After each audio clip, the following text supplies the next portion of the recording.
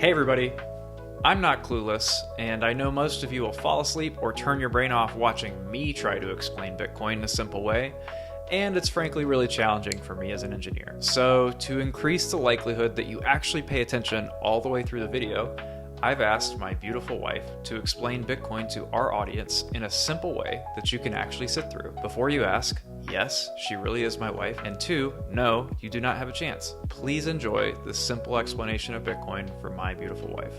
So we're all used to bees, right? Swipe, tap, done. But what if I told you there was a way to do it without the excessive fees, delays, or middlemen? This is where Bitcoin comes in. And don't worry, I'll keep it simple. When was the last time you sent someone money? Maybe you used PayPal, Venmo, a bank app. Ever wonder why you need all of these companies just to move your money around?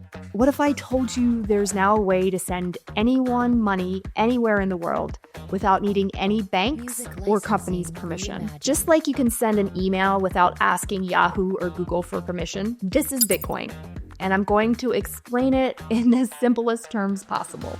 Think about how money works today. Your bank keeps track of your balance, and when you pay someone, you're essentially asking your bank to update their books. If the person you're paying uses a different bank, then multiple companies get involved to process that transaction. Each one takes a fee, and it can take time for those transactions to go through.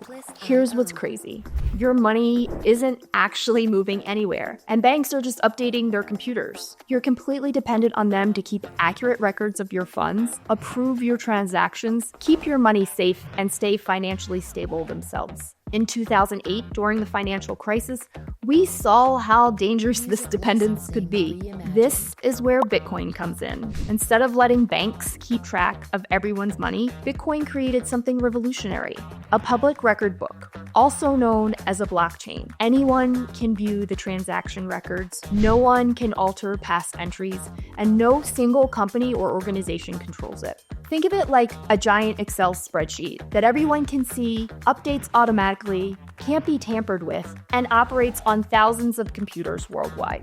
At its core, Bitcoin transforms electricity into security for the world's money. So just like a bank vault protects physical cash, Bitcoin uses computing power to protect digital money. When someone mines Bitcoin, they're just using specialized servers to help verify transactions globally, secure the network for all users, while getting paid in Bitcoin for their work.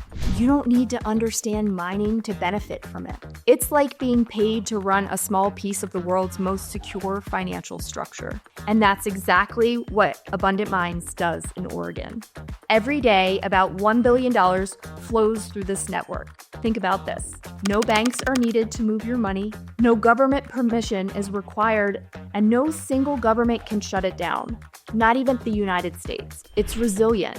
It can't collapse like the banks did in 2008. It operates 24/7, 365 with no downtime, weekend, or bank holiday closures, limiting your control over your own money. This isn't a distant dream. It's happening right now. And just like the early days of the internet, it's expanding rapidly, but this time it's growing even faster.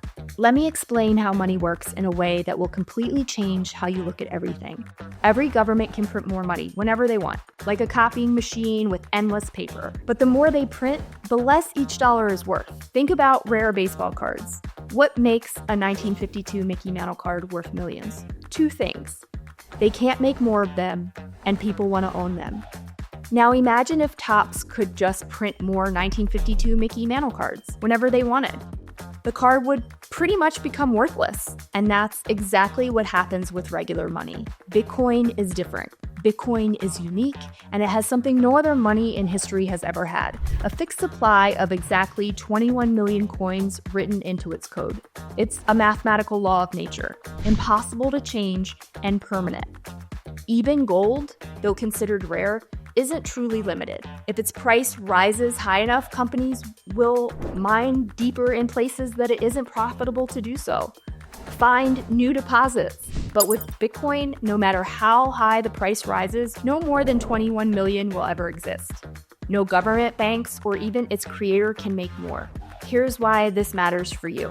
Right now, there are only two ways to acquire Bitcoin: buy it at market price or mine it yourself at a lower cost.